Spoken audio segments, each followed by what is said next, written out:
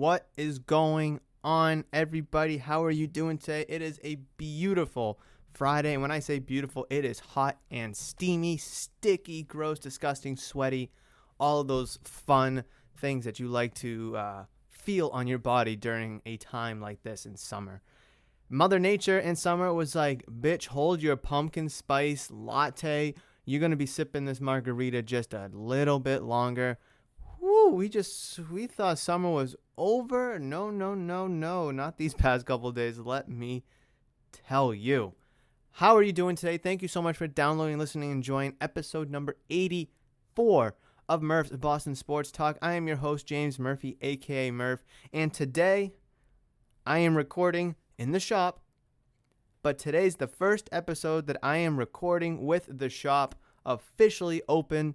We opened the shop yesterday at 12 o'clock, and it was fantastic to finally have the doors open for people to come in, shop around, buy things, sell things, trade things, whatever it may be. Oh, it's a little weird to still hear the doorbell kind of go off when the door opens because I'm not used to people coming in just yet, because over the past month plus, I had the door locked while I was doing work on the inside. So, I mean, when the bell goes off, when the door opens, I'm like, whoa. I like immediately turn, like my head's on a swivel to see who's coming in. And obviously, it's a customer. So I, just got to, wrinkle out the kinks a little bit. So, it's so nice. Obviously, I'm not open right now. I'm recording at 10:45 in the morning. Shop doesn't open up till 12 p.m. noon. So I have a little bit of time to record, edit, and get it out there before the shop opens, which is my plan on Mondays and Fridays. Oh, it feels good. Let me just go for a minute or two about the shop. So I have uploaded all of the parts to Building My Dream Shop vlog series for YouTube. It's not live yet. Part 5 and Part 6 are still private. I plan on releasing Part 5, I believe, tomorrow, maybe Sunday. And then Part 6 will come out sometime next week as well. That's been a crazy journey to really look back at each of the parts and just kind of see where I've started. Like Part 1, walking in, signing, moving some stuff. And then Part 2, you're still moving some stuff, a little bit of painting. Part 3, stuff's coming in, you're starting to get organized. And just Part 4, 5, and 6, it's just an incredible progression. And never have I ever thought, and I've said this a million times in the vlogs and here on the podcast, not once have I thought that this would happen. Dream turning into a reality, building something from the ground up, basically my own little empire, right? I mean, I know it's just a small little crumb in the world, but to me, it means the world, right? And anyone that owns their own business or plays a major factor in a business would know that feeling. Like, you're so invested into this, you feel so strongly passionate about this that you'll do anything for it. And that's literally how I feel. And just to kind of see the progression from parts 1 to 6 and just like, thinking back at it now that the shop is open, it's just like you almost love it like a child, really. I mean, I don't have any children just yet, but like the shop feels like my firstborn child. Is that like odd to say? Is that weird to say? I mean, it might be. I don't know. I mean, maybe people that are out there that have children in a business may feel completely different, be like, screw the business, I love my kid. Or maybe they're just like, I love the business, screw the kid, right? I mean, I don't know how people be feeling, but I mean, that's just how I'm feeling. Just like, this place is my baby. I could not be any more happier here. Everyone in life goes through highs and lows, good times, bad times, happy, sadness, feel good, feel bad moments in their life. And I'm no exception to that. And I'm not going to sit here and tell you my life story because that's not why you're here. But just to kind of go from, those problems up and down, left and right, all throughout life, to be at a level of ecstasy, a natural, organic level of ecstasy in life where you feel so like at the top of the mountain, you feel so good, your emotions and your excitement and your happiness is so high that you feel like nothing can bring you down. And obviously, there's external outside factors that can bring you down. Obviously, we have to be realistic. But just in the moment of how I personally feel. And that's just how I feel with the shop. And I couldn't be any more happy, blessed, humble, and appreciative of all the support and love from people. Not just family and friends, but also some people that I don't even know or I've just met, being tremendously awesome and helpful. It's been an incredible, incredible experience that I wouldn't trade anything in to replace it, right? Like, I wouldn't trade anything in the world to not do this. So definitely come check out Murph's Card Town and Sports Shop. It is in Johnston, Rhode Island, 1478 Atwoods Ave in Johnston, Rhode Island, Unit 106. But I feel like once you get to the parking lot, you'll kind of see the sign, right? But definitely come check us out. 12 to 8 Monday through Friday, 10 to 6 on Saturdays. I would love to have you come by, check out the shop. Like I said, buy, sell, trade. We can just shoot the shit, do whatever. Really, I mean, even if you don't buy something, I won't be upset. Just coming in is just you giving me support. I mean, that's like enough support that I need, and anything after that is just like an added bonus, right? So I'm going to kind of slow down talking about the shop a little bit, but I just had to get that out there because today is the first episode that I'm recording with the shop officially open. And just like when I first started the podcast and when I first recorded at the shop, when the shop was still being built up, and today, it's just like small progressional steps in life. They just feel super good. It just feels super good, and I can't wait to see where else it goes in life. But let's get to today's topic points, right? We have a lot to discuss about. Not Red Sox related, but kind of in a way. Michel Chavis, actually, obviously former Red Sox player, traded to the Pirates at the deadline. He still has connections to the Red Sox, and I kind of want to talk about that. So it's not directly talking about the Red Sox because I will not talk about them based off of their poor performance. But I think this story is worth kind of noting because I met Michel Chavis one time when he was a rookie. Got a ball and a bat signed by him, met him, took picture, all that. Super great guy. I thought he should have been on the roster to start the season opening day. He wasn't. He's been up and down with Worcester. I think the Red Sox kind of did him dirty a little bit, but to kind of hear this little story with him and the Pirates is kind of interesting. I want to talk about it. Obviously, we're going to be talking about Patriots and what to expect looking towards the third and final preseason game against the New York Giants. Talk a little bit about training camp and what's going on there. Some winners, some losers in training camp. The Sony Michel trade, obviously, I want to break down as well. And then lastly, to round out the episode, I want to talk about the Buffalo Bills. So Monday's episode, I was talking about the Arizona Coyotes of all teams. But this episode, I want to talk about the Buffalo Bills. But it's not like that. So I'm going to be talking about Josh Allen, Stephon Diggs. Mitchell Trubisky is going to be a weapon for them. I'm not talking about that. The Buffalo Bills are in a little bit of a pickle, I would say, because the Bills franchise wants a new stadium. They want to replace, I don't even know what it's called these days, their stadium. Highmark Stadium. I know it used to be named after the owner or something, or a longtime owner, and then they got a sponsorship, Highmark Stadium. But they want a new stadium. I guess it's too old, the facilities aren't good enough, and they just want something brand new. But the city of Buffalo doesn't want anything to do with it. So similar to the Oakland Athletics and what I've talked about before, how the Athletics might be forced out of Oakland because the city doesn't want to help pay for a stadium.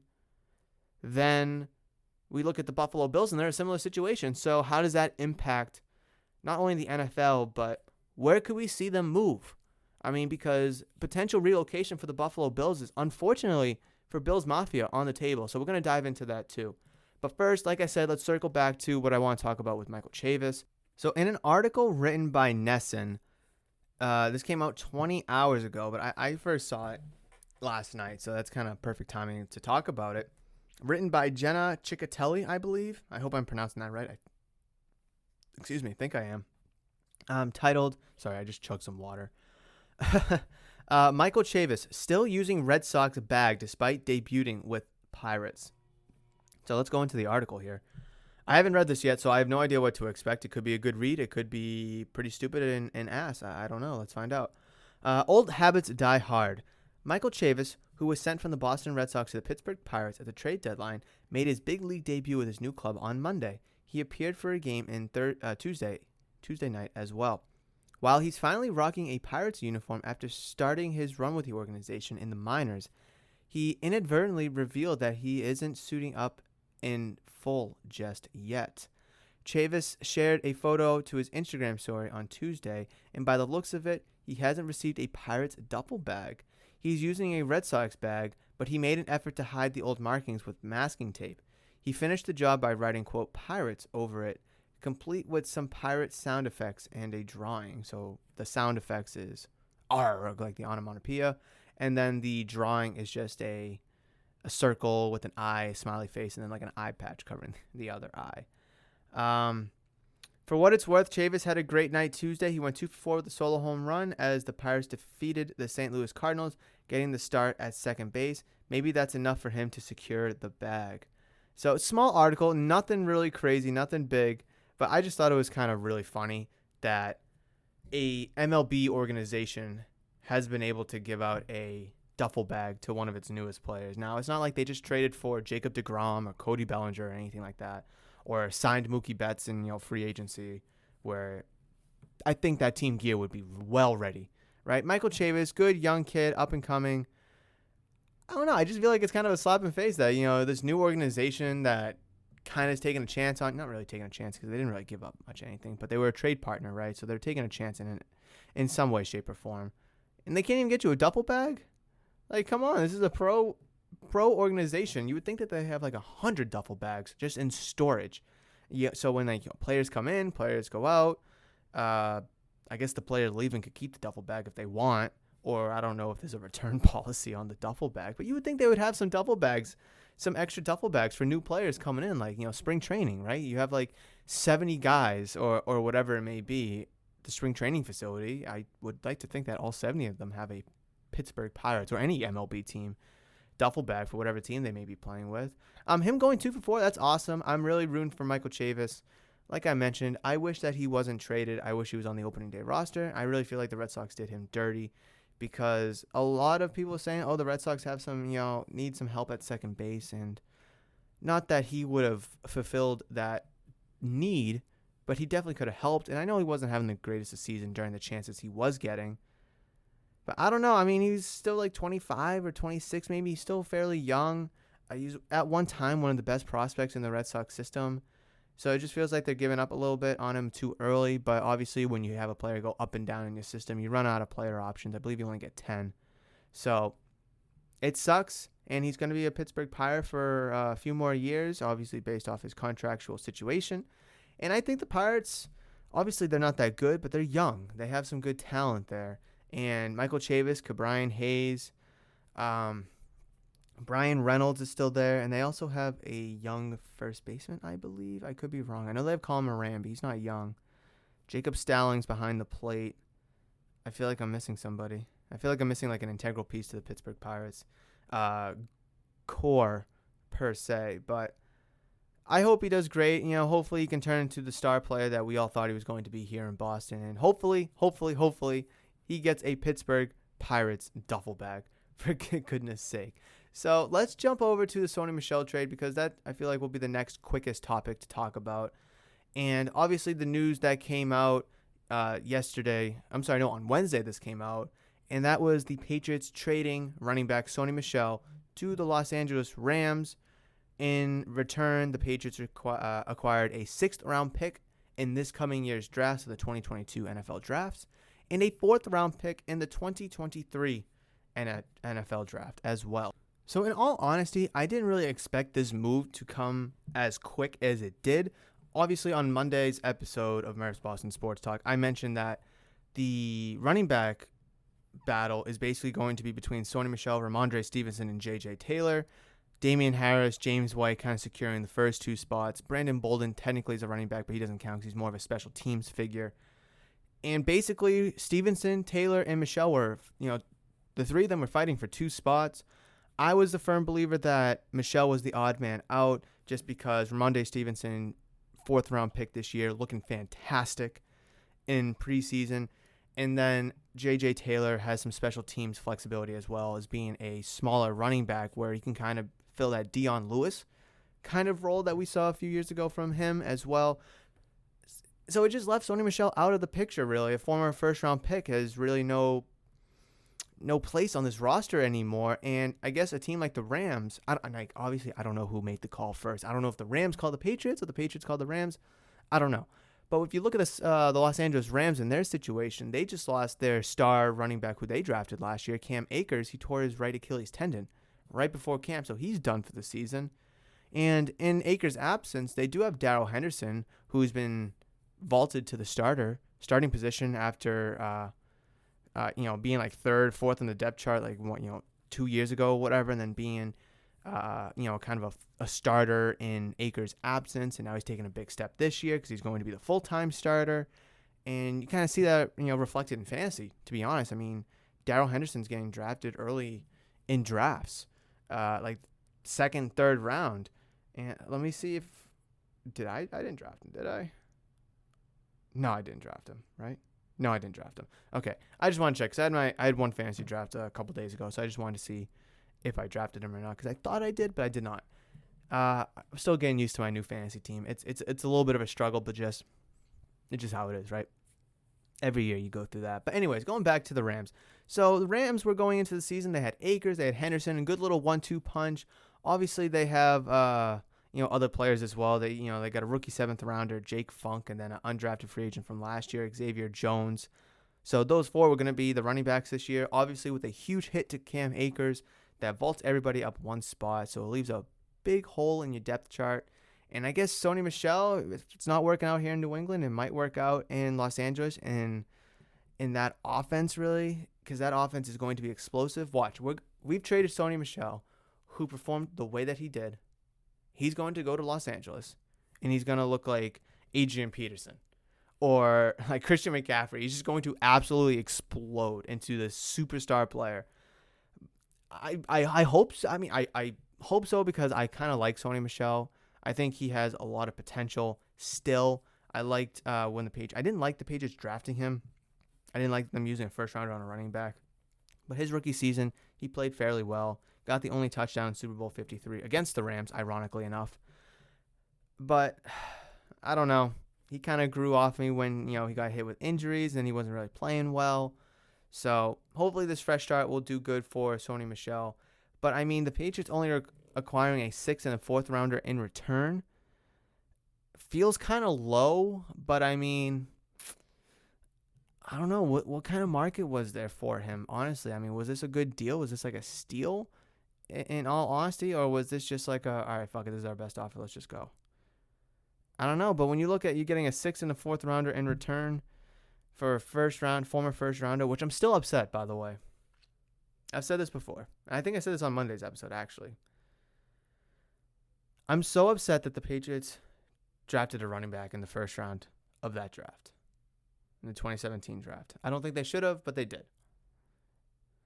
Then the Browns and the early picks of the second round draft Nick Chubb. Okay, Nick Chubb was the guy, then he hurts his knee. Sony Michel kind of steps up. He becomes the guy. Then it's like a 2 running back tandem in Georgia. And there's like 1A, 1B, honestly. They were just so freaking good, and you couldn't really go wrong with either of them. Well, when it comes to the Patriots drafting one of them, you could certainly go wrong with one of them, and the Patriots did go wrong with one of them. Because you just look back at it. If you drafted Nick Chubb, if you're going to draft a running back, and if you drafted Nick Chubb, this offense would have been friggin' insane, yo. Oh my god. I don't know. I don't know. Oh my god, it pisses me off.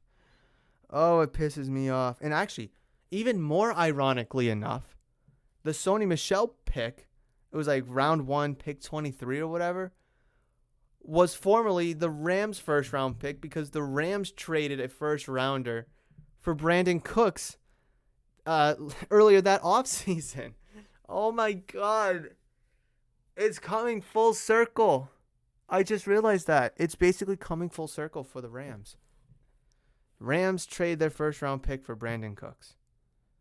Okay, Brandon Cooks does his thing. He does great, and then they trade him to Houston. I think they got like a second rounder in return, so it's not a bad return. Then the Patriots have Sony Michel. They have him for 3 years. Then they trade him to Los Angeles, the Rams, for a 6th and a 4th. And basically the Rams just got their first round pick back. But they had to give up a couple extra picks. I don't know. I just think it's a little mind-fucking, a little mind-boggling, but I also think it's kind of funny at the same time that they're spending a 6 and a 4th rounder plus 3 wasted years just to reacquire their first round pick back. I don't know. I think that's kind of funny. So with Sony Michel out of the picture now, running back group is kind of solidified. Is there any other big dominoes to drop? I've been mentioning N'Keal Harry. Obviously, he wants to get out. I feel like the Patriots won't trade him. But, I mean, if the offer is good enough, I can't see why they wouldn't. I just don't want to. I don't want to see N'Keal Harry get traded for the same package, like a 6 and a 4th or like 2 5s. Like I don't want to see the same package in return. Like if you're gonna trade him for like a 3rd round or something. Get something decent in return. Because like I don't want the Patriots to waste another 1st round pick. Sony Michel doesn't really pan out, bust. N'Keal Harry kind of looking like a bust so far, and then you trade him and it doesn't work out. It's basically 2 1st round picks in back-to-back years that don't pan out. And I just don't want to see that happen at all. Wait, was it back-to-back years? Actually, I'm pretty sure it was. Patriots draft picks. Actually, it might not be. I think Sony Michel was drafted in 2017 because they drafted Isaiah Wynn. That was the year after they lost to the Eagles in the Super Bowl. N'Keal Harry. Yeah, okay, no, it wasn't the same draft. Oh, but I was just a year off, though. Sony Michel and Isaiah Wynn was 2018, and then N'Keal Harry was 2019, because in 2017 they didn't have a 1st or a 2nd round pick. That draft class looks ass cheeks. Tell you that. The only player that really come out of it was Dietrich Wise in the 4th round. Yikes. Bill Belichick, man, he's had some wretched draft picks, let me tell you. I mean, I could probably have a whole episode based off of Bill Belichick's poor drafting and his poor GMing. But you know what? I don't want to bear you any pain and suffering, but you know what? It might have to be done one day or another. So, okay, so yeah. Okay, because the season, the Eagles Super Bowl loss, that season was 2017, but the game was played in 2018. The Patriots won the 2018 season Super Bowl, but the Super Bowl itself was played in 2019. It's so odd. I don't know. I hate how kind of odd it can get sometimes. But yes, Sony Michel gone, traded to the Los Angeles Rams. I want to know if there's going to be any other dominoes to be had in terms of the Patriots trading players in, players out, whatever it may be. Bill Belichick loves making like roster moves towards the the final roster deadline.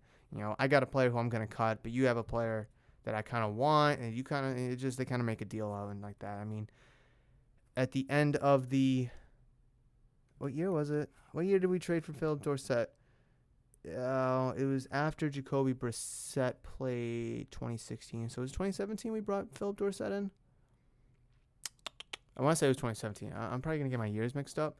But because Tom Brady missed 4 games of 2016. Garoppolo and Brissett played. And then I think that offseason, or the end of preseason that year in 2017, the Patriots traded Jacoby Brissett for Philip Dorsett. So it's like, hey, we don't really need this guy, but it looks like you do. You don't need that guy, but it looks like we do. Let's make a trade out. So that's kind of what Bill Belichick loves to do. Loves to make those little small trades towards the end of preseason. So best of luck to Sony Michel in Los Angeles. Hopefully he tears it up and proves us all wrong, because a lot of people wanted Sony Michel out. Some people didn't. But you know what? It is what it is at the end of the day. Hopefully the 6th and 4th round picks in return that the Patriots got amount to something useful.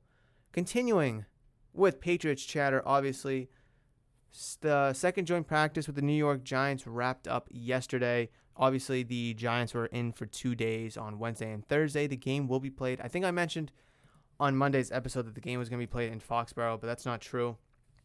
I fumbled the bag. It's going to be played in New York. A little odd to practice here and then to play there, but I'm assuming the Jets are welcoming in a team for joint practices this week as well. So 2 teams in the same stadium, kind of have to boot one out. But you know what?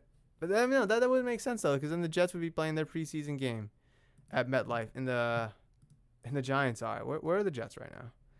The Jets have their final preseason game. Oh, they played the Eagles today, and then it'll take them 2 days to switch it up for a Giants game. Okay. So anyways, winners and losers. Winners or losers of Patriots training camp. Basically just kind of wrapping up joint practices. I'm really loving what I'm seeing from Josh Uche, the linebacker. Had a lot of potential coming out of Michigan last year, and I really feel like he's going to take a big step up this year. Second year, he shined a lot last year, I think. I mean, there's not really much to talk about in terms of the defense and in terms of what they did last year, but definitely some names to pick away from, and Josh Uche is definitely one of them. I feel like he can be a really good edge rusher. I don't know if he has the field general ability, kind of like Dante Hightower does, and the versatility that Hightower does to be able to, play the middle of the field, maybe go out and guard a running back or a safety. I kind of like him more on the line, but you know what? I wouldn't mind seeing him more, guarding those running backs and those tight ends as well. I see here that he forced an incompletion while covering Saquon Barkley. So you know what? I'll kind of take that.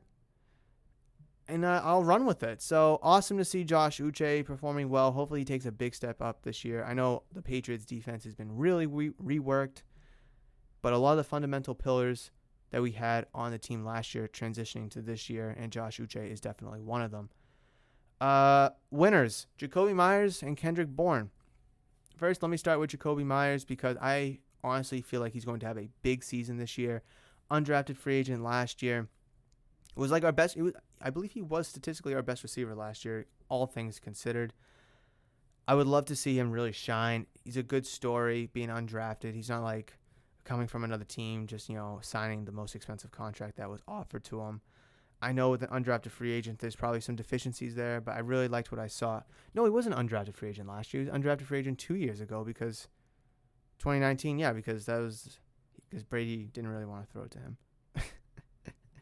But yeah, so he's in his third year. He's been the most consistent receiver thus far in camp. And honestly, I like to see that. He's not, one of your new guys, Kendrick Bourne or Nelson Aguilar, or even the tight ends that you would think be more consistent or more surprising. I know I'll talk about Kendrick Bourne in a second.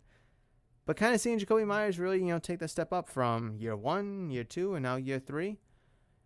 Hopefully you got something there with him, and I'm really interested to see what he can bring to the table this year because I'm not too impressed with Nelson Aguilar, not just because of preseason, but just because, beforehand I wasn't too impressed with him. Kendrick Bourne, he's cool and all, but I don't know. But let me talk about Kendrick Bourne real quick. So Kendrick Bourne was also very productive on Thursday. He hauled in all 4 of his targets.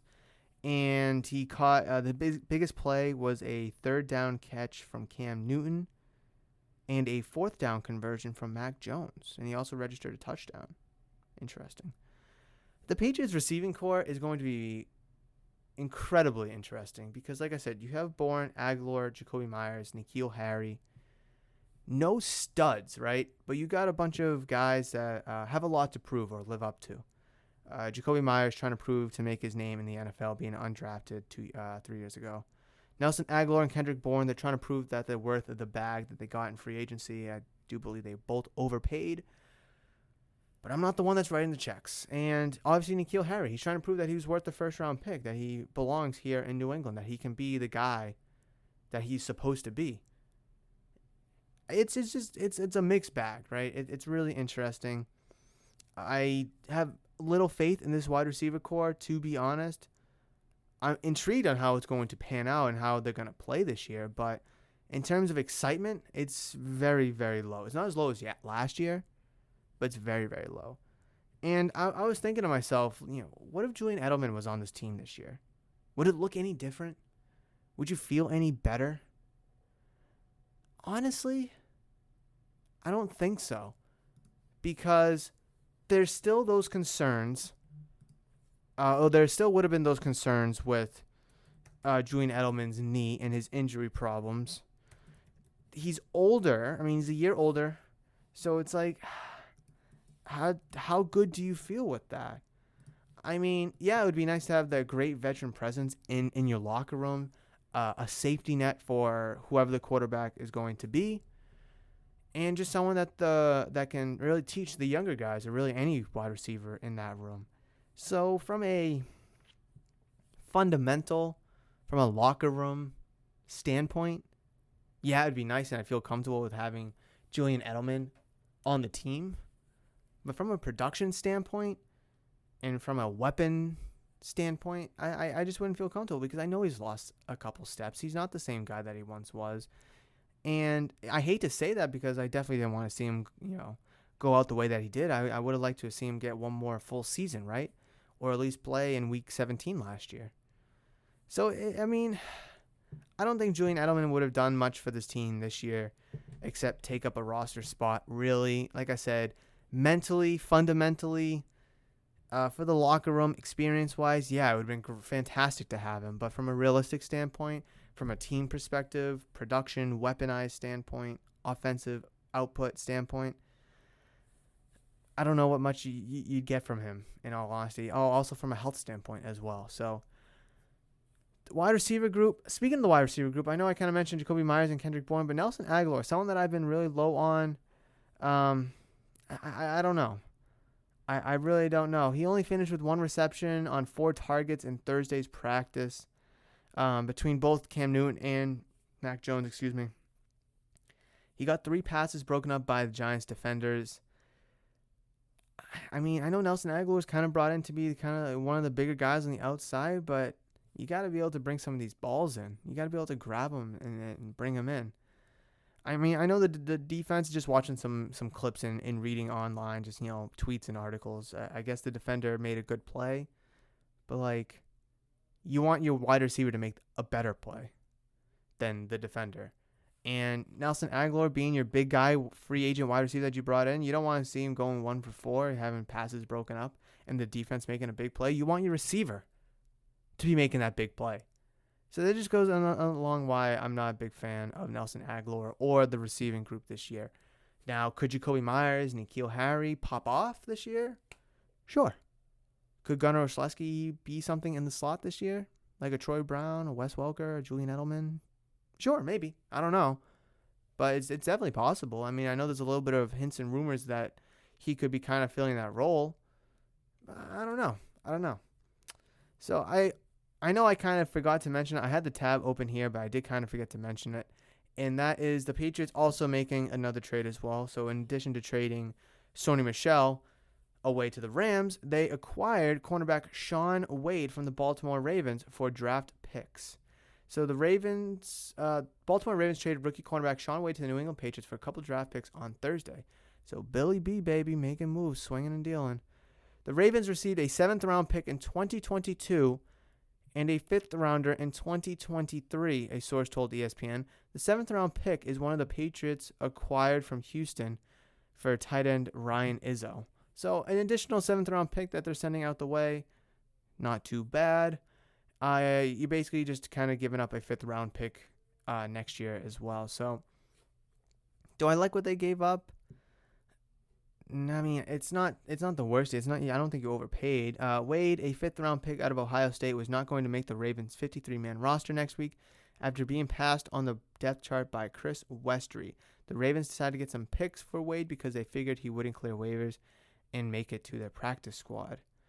So I agree with that. It's a great move by the Ravens, honestly, and a great move by the Patriots because Patriots obviously watching the film. And their cornerback room is top-heavy, right? You got J.C. Jackson, and you have Stephon Gilmore. Ravens, I know they have Marlon Humphrey. I just don't know who else they have on that roster, in all honesty. Do they have Marcus Peters? No, wait. Oh, they did. They still have Marcus Peters, right? Okay, yeah, they still have Marcus Peters. So, yeah, they're still kind of top-heavy. Depth-wise, I don't know how thick or thin they are. But if a 5th-round pick from this past draft isn't going to make your roster, it's not uncommon for them to be on the practice squad this year. But it must be that the Ravens' cornerback room is so good and so deep that they had to put him on the practice squad because, I don't know how many corners they're going to keep, 4 or 5, whatever it may be, but he's going to be the odd man out. So instead of trying to pass him through waivers to get him on the practice squad where a team could just, scoop him up and you're basically losing him for nothing, might as well, make a trade with the team that actually needs a cornerback or some cornerback depth, and that's the New England Patriots. So essentially the Ravens are just getting in return what they spent to get Shaun Wade, and he's a 5th rounder. Obviously, that 5th round pick is going to be in 2023. The Ravens are also receiving an additional 7th round pick in this year's draft. Like I said, that is the 7th round pick that the Patriots received from the Houston Texans for Ryan Izzo. I like this move. It gives you depth. It gives you a young guy, right? It gives you basically a new member to your draft class, essentially your rookie class per se. He's obviously going to make the roster. I mean, there's no way. If the Ravens didn't believe that he would pass waivers, there's no shot that the Patriots think the same thing and look at him for this coming week and be like, just put him on the practice squad. That would be the dumbest fucking move ever. But you know what? I would like to have full faith in Bill Belichick that this was the right move. He is going to be an integral piece, hopefully, to this defense. Maybe not now, early in the season, maybe down the road. I've mentioned a million times that J.C. Jackson, his contract is up at the end of the season. I've mentioned a million times that Stephon Gilmore's contract is up at the end of the season. You have Jalen Mills. I don't know Jonathan Jones' contract situation, but he's a slot corner, so he's a little bit different. And you have Joejuan Williams that will be rostered for next year. And there's rumors that Joejuan Williams might get cut this year. I don't think they should because they need cornerback depth. They need experienced guys for the locker room potentially come next year. And having a 2nd round pick in 2019 wasted,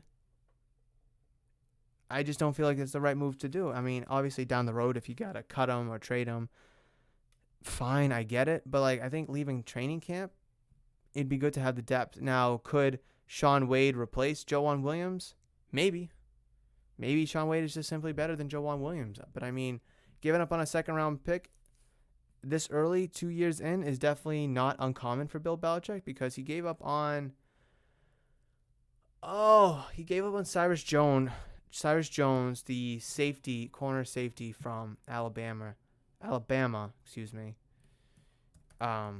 real early in his tenure. He was a 2nd round pick. They also gave up early on, I can't think of his name, Duke Dawson recently. He got traded to the Broncos. Gave up on Cyrus Jones, like I mentioned. Jordan Richards the year before. Bill Belichick has a bad rep of drafting defensive backs in the 2nd round. It's really friggin' bad. I know I wasn't going to talk about it, but just looking at it, it is disgusting how bad it is. Holy smokes. Real quick, 2015 Jordan Richards, safety, pick 64. That's 2nd round. Cyrus Jones, pick 60, 2nd round. No, there was no 2nd pick in 2017.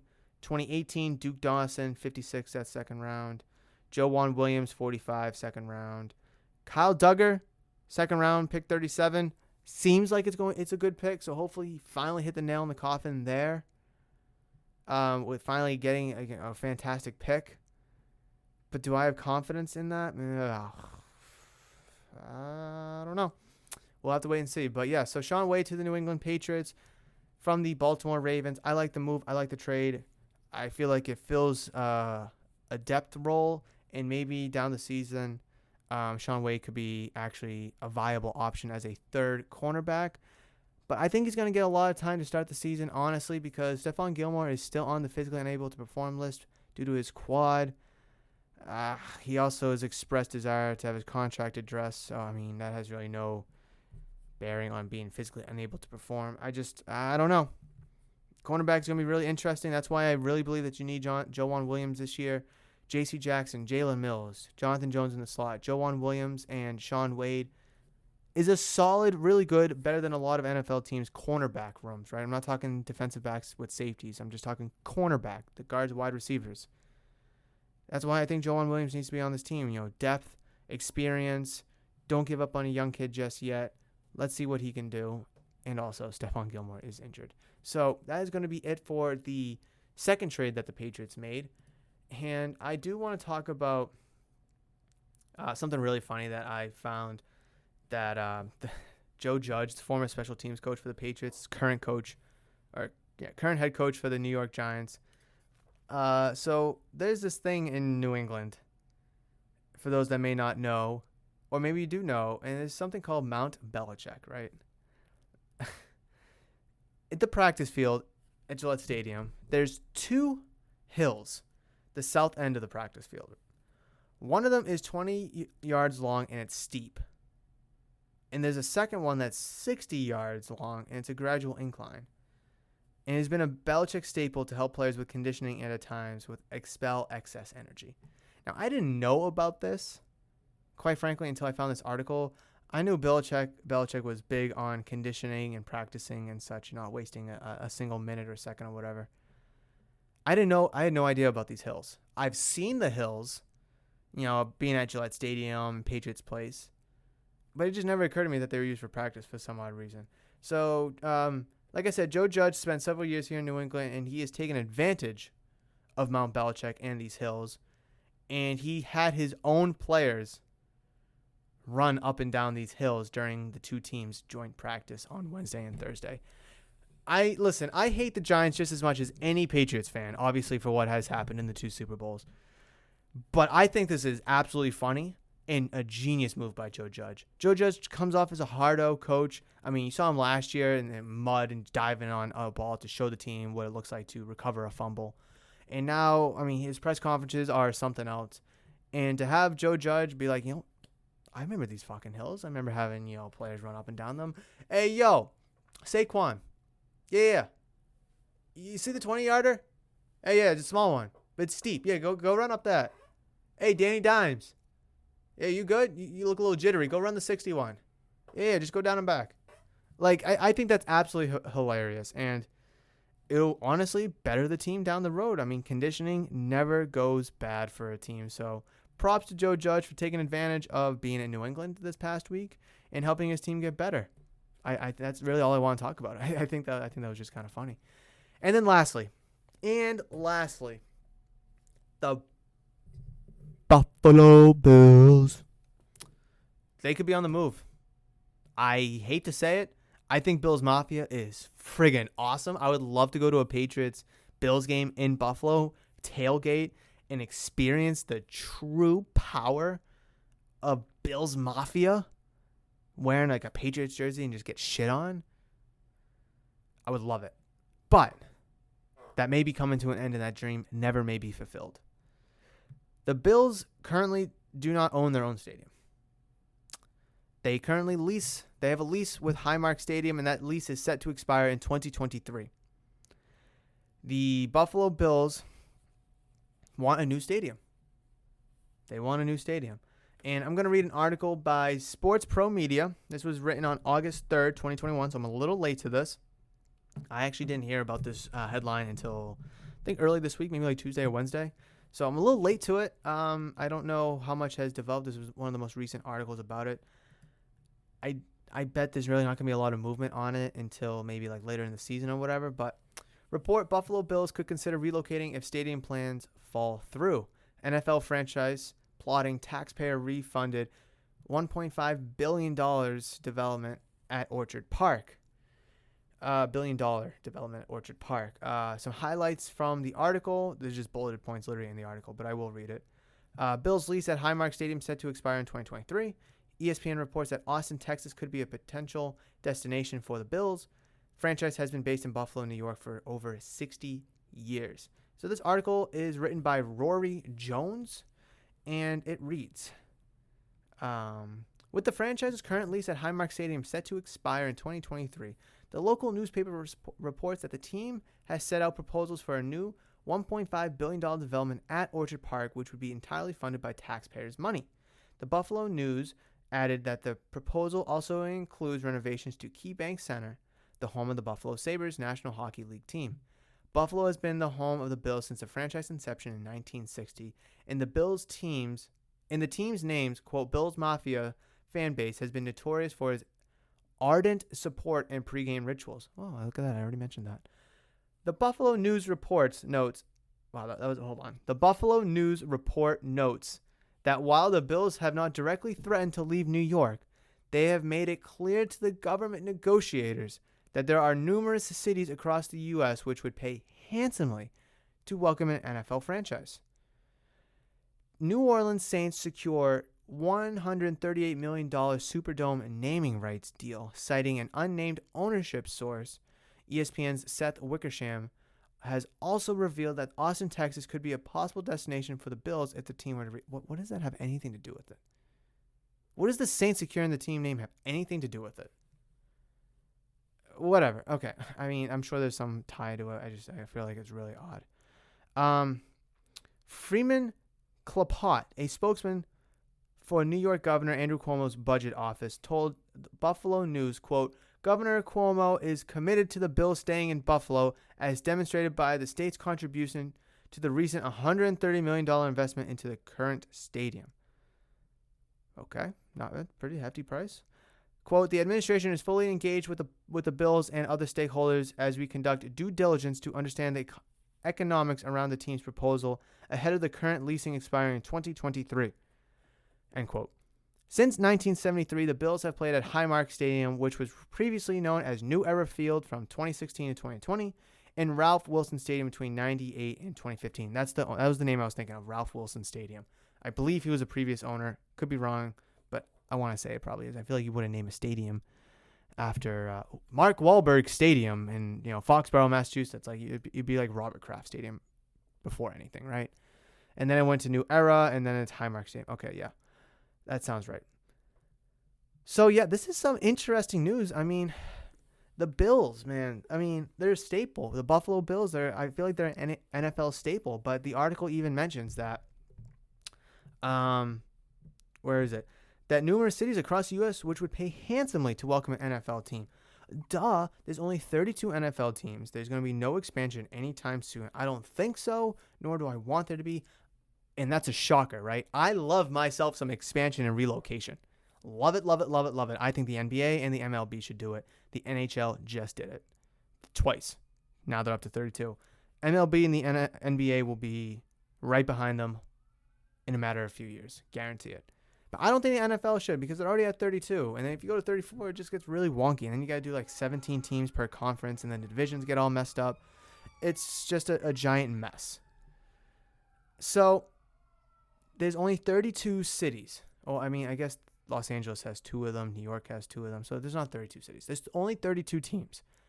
And there's only so many cities that are fortunate enough to host an NFL stadium, or an NFL team with the stadium, all the good stuff. The NFL is a cash cow. It literally is. Look at Gillette Stadium, for example, and what Robert Kraft has done. He took a stadium. He built Gillette Stadium, but in addition, he built a shopping plaza, Patriots Place, where there's bars, restaurants, movie theater, bowling alley. I think there's even an arcade there. There's not a Dave & Buster's, but I'm pretty sure there's like a small arcade there. Just a bunch of retail shops there. It's a cash cow. You have people, I mean, that's basically like a mall for some people, and they all just come from the area and go there. You're there before the Patriots game, go to Bass Pro real quick. Or, someone just driving in from who needs something, fishing rod from Bass Pro. Like, oh, shit, I didn't know there was a Five Guys here. Let me go grab a quick burger. It's just a cash cow. Look at the Rams and the Chargers with SoFi Stadium that just opened last year. It is not only a football field or football stadium. It is a hotel, a mall, a concert venue, obviously a massive parking lot for the stadium. And they also have one. I know they wanted to add an amusement park early in its development, but I just don't think it fit the budget, and I think they scrapped that idea. But just imagine having an amusement park, concert venue, mall, hotel. Oh, and on top of that, you have 2 football teams. The money literally grows on trees. So that's why all these cities that don't have a team, an NFL team, want one. Portland, Austin, Texas. I've heard Oklahoma City. I wouldn't be surprised if Virginia wants its own team, right? I mean, I know they got the Washington football team, but that's in D.C. I'm sure Virginia would want its own team. Could the NFL expand to Canada one day? Maybe. It's just, I mean, there's even reports Chicago getting a second team. They already have the Bears. The Bears. it's just the money grows on trees for having an NFL team. And Austin, Texas is an interesting one because there's already two teams in Texas, the Cowboys and the Houston Texans. Now, could there be – I've actually heard a small rumor that Dallas wants a second team. I think that'd be absolutely stupid. Just like Chicago getting a second team, I think it would be stupid because you have a historic franchise in the Cowboys. You bring in another team, you're going to split the fan base. Or new fans to football are going to go to this new Dallas team and not your Cowboys, right? Same thing with the Bears. You have a strong foundation, new football fans, whatever, they're going to gravitate to the new team. I think it's stupid. If, way back in the day before, when like the, Rams and the Giants and the Jets, way back in the day, they were kind of incepted into New York together. Maybe give or take a few years. I don't really know, to be honest, nor do I really care. But back then it kind of worked because it's a little bit easier because there's not like social media, there's not YouTube, ESPN, all that good stuff wasn't around back then. So you kind of had to pick and choose your teams a little bit more carefully. Where nowadays you can just watch like, oh, I like that team now. Oh, I like that team now. Anyways, Austin, Texas. Is that the best bet for the potential relocation of the Buffalo Bills? Well, let me tell you this. I looked up the top. I wanted to do top 50, but I think I got top. Jesus, how many cities are on here? I got the top 210 cities in the United States of America. I only wanted 50, but I got 100, but I got 210. Buffalo, New York ranks 52nd on this list. Oh, I'm sorry, 53. They were 52nd in 2020, but in 2021 they are 53, so they went down a spot. The following cities that do not have a team are in front of them. I'm trying to find it. Tampa Bay, Orlando. I'm trying to scroll through it, so just give me a second. Sacramento, Portland, Charlotte. I'm pretty Charlotte. The Panthers play in Charlotte, right? Or do they play in? Raleigh? Where the hell do they play? Where do you play? Okay, so they do play in Charlotte. Okay, so never mind. Cross off Charlotte. Let's see. San Diego doesn't have a team anymore. Nashville. Oh, no, they have the Titans. The Salt Lake City. San Antonio. Hartford, Connecticut. It says Hartford, New Haven, which I was actually really confused about it because they're two different cities, but it's kind of like a block. It's like a region almost. A lot of these bigger cities, like, New York. I mean, you don't have to be like New York and Albany, right? I mean, it's its own market. So Hartford and New Haven are 32nd. Columbus, Ohio is 33. Let's see what else. Austin, Texas is 38 this year. West Palm Beach is 39th. Vegas just got a team. Oklahoma City is 44. Birmingham is 45th. Norfolk, Virginia is 46th. Albuquerque, Alabama is 48th. Louisville is 49th. Memphis is 51. Providence, New Bedford. That's a wide-ass region because New Bedford's like 45 minutes away from Providence. But Providence, the Providence area is 52nd. Meanwhile, Buffalo is 53. I shit you not. This is 1,000% true. Providence, New Bedford is one spot higher than Buffalo, New York. Last year, Providence was 56th. They jumped 4 spots this year to 52nd, where the Bills dropped 1 spot to 53. So Bills Mafia, Buffalo, New York is the 53rd largest market in the United States. I listed a bunch of cities that are higher than them. From a financial standpoint, for the Buffalo Bills to move, it would be a smart decision from a financial standpoint. Now you'd have to uproot your team, go to a new city, basically start from the ground zero, new fans, I don't know if they would still be the Bills, like the Austin Bills or whatever it may be, or the Providence Bills. But they would have to start from the ground up. But they would be in a better situation moving forward. And honestly, as much as it would suck for Bills Mafia in Buffalo, they'd probably still be Bills fans. Like, I don't really think they would jump to Jets or Giants fans. Maybe like newer football fans would maybe gravitate to the Giants and Bills. But I'm trying to think Buffalo, New York. They might gravitate to Pittsburgh Steelers just because it's probably a little closer, I think, driving distance-wise. But where could we actually see the Buffalo Bills move? All right, so I just want to do like a funny thing about Providence afterwards, but I just want to be serious for a second. Oh, and just for the fact, Boston, Manchester, wide-ass region, right, is 10th. They went down one spot from 9th last year, but they're 10th this year. I'll take it. Tampa Bay, no. Orlando, no. There's already 3 teams there. Sacramento, I don't think so because they might lose the Kings. Portland, I'm a big fan of Portland. I've been saying that Portland needs to get another team, whether it's baseball team or basketball. Oh, they already have basketball team. I'm sorry. Football team or a hockey team. I know hockey's at 32 now, but back when Seattle was, before Seattle was Seattle, I think a Portland team would have been nice. But I am gravitating and I'm pushing for Portland to get a baseball team. I really think it would be good there. St. Louis, they're potentially suing the Los Angeles Rams for just getting the city of St. Louis, possibly suing the the organization for just getting up and leaving. San Diego, I don't see a team going back there. Salt Lake City, they only have the Jazz, so maybe, but I don't really know if there's a good market there. There'd be a good little rivalry for the Broncos. Hartford, New Haven, I mean, I don't see it happening. I just don't think the market's there. I mean, Connecticut, it's either Jets and Giants or Patriots. Should be all Giants being in the middle of New England. But there's still some New York sports fans in Hartford, in Connecticut. I hate it so much. But I just don't see that being a possibility. Austin could legit be a possibility. But just you already have 3 teams in Houston. 2 teams in Texas, rather. Wow. The Houston Texans, Dallas Cowboys. Cowboys got a lot of optimism this year. Texans are going to be terrible.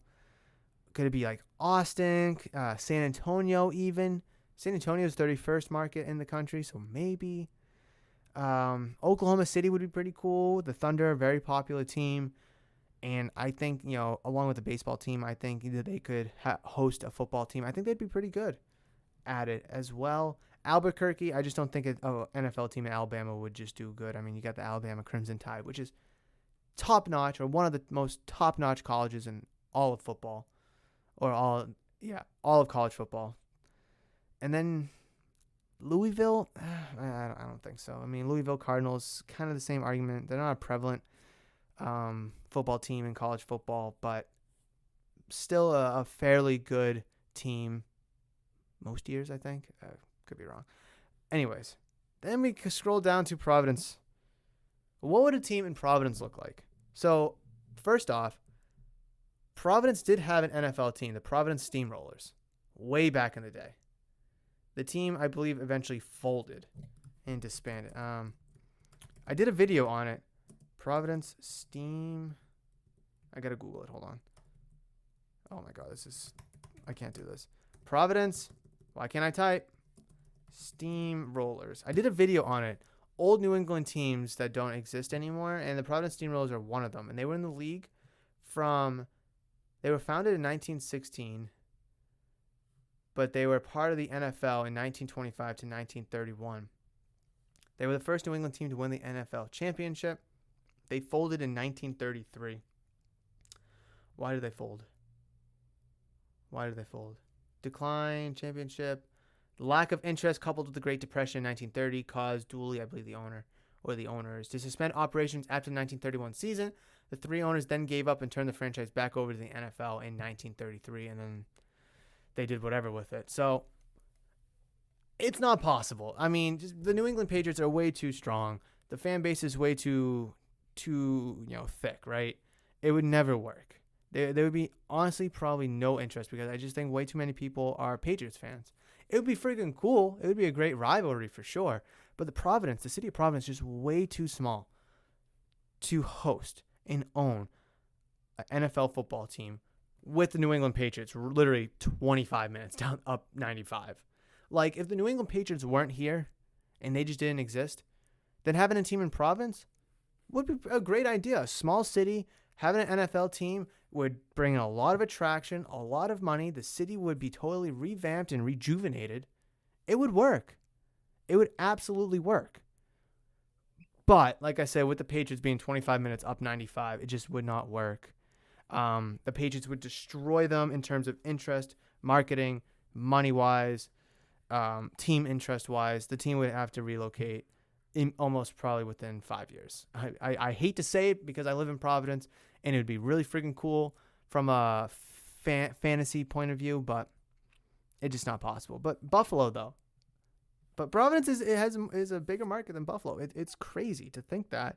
And I think Buffalo only works for an NFL team because there's nothing out there. The Jets and the Giants play in New Jersey. East Rutherford, New Jersey, which is probably 20 minutes from the border, 10 minutes from the border. It only works because there's nothing out there. There's no Canadian teams because they have the CFL, which I would still like to see a Canadian NFL team. I think it could work. I don't know. I feel like there'd be a lot of merging and stuff, and it would expand the elite to like 40 or whatever. It'd be stupid, but interesting, right? I mean, these stupid things kind of get interesting a little bit in its own sense. But the only reason why the NFL team works in Buffalo is because it's the only team out there. So that population of people in northwestern New York, whatever you want to call it, northern New York, western New York, whatever. There's a lot of people out there. New York is a big state, a lot of people.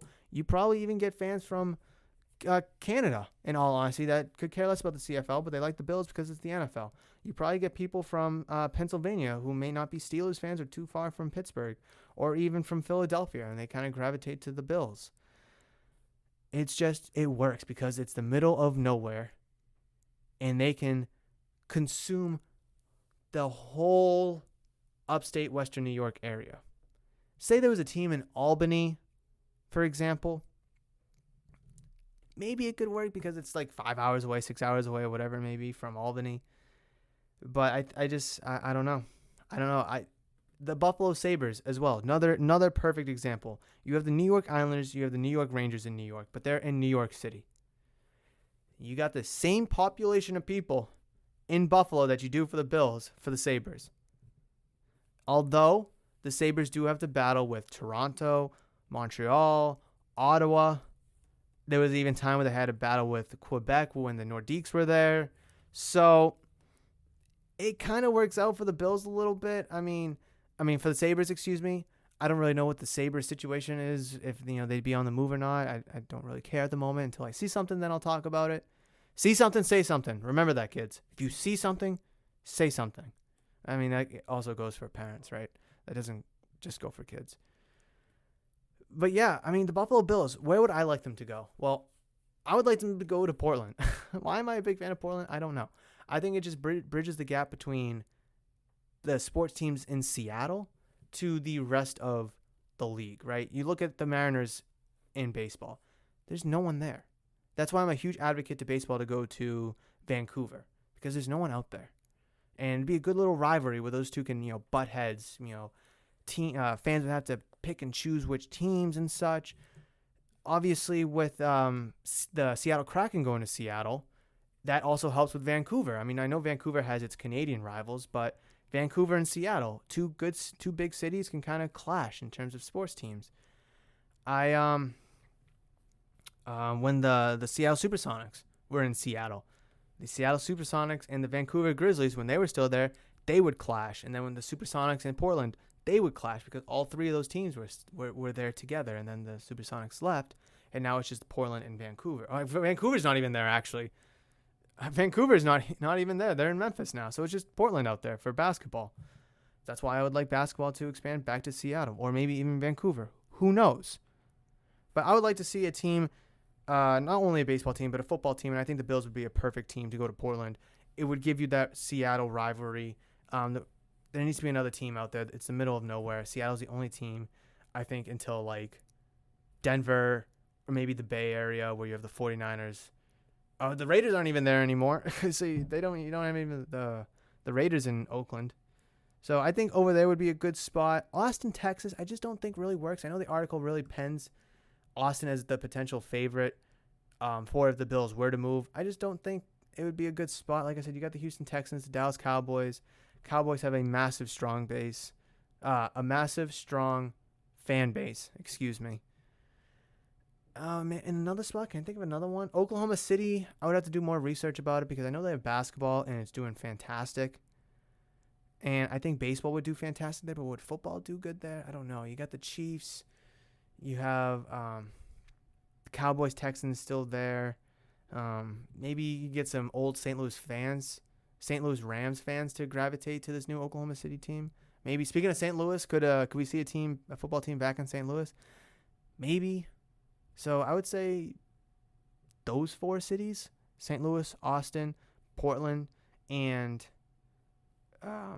Oklahoma City, I think would be a good collection of cities that we could potentially see the Buffalo Bills move to if they were to move. So I know I spent a lot of time talking about this, but I love expansion and relocation in sports. I have no friggin' idea why. I think it's just really cool and neat.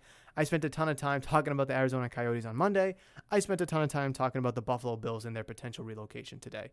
I'm sorry, guys. It's just I'm a geek and nerd for relocation and all the intricacies of potential relocation and expansion. I don't know why. I'm sorry. But at least I talked about the good stuff at the beginning of the episode, right?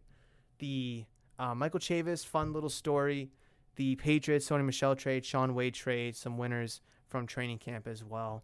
But if you guys enjoyed this episode of Murph's Boston Sports Talk, and if you're watching on YouTube, please make sure you hit the like rating down below. That would be greatly appreciated.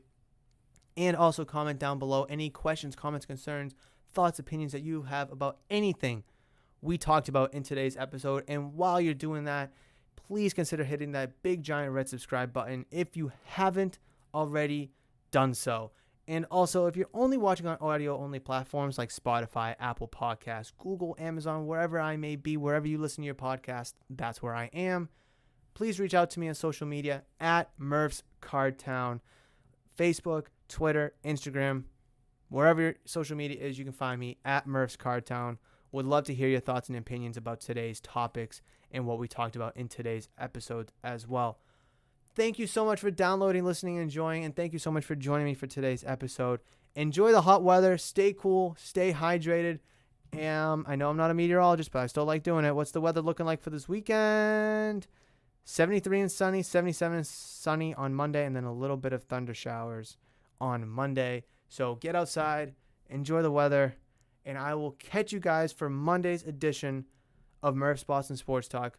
But between now and then, you guys know that I love you. You know that I will always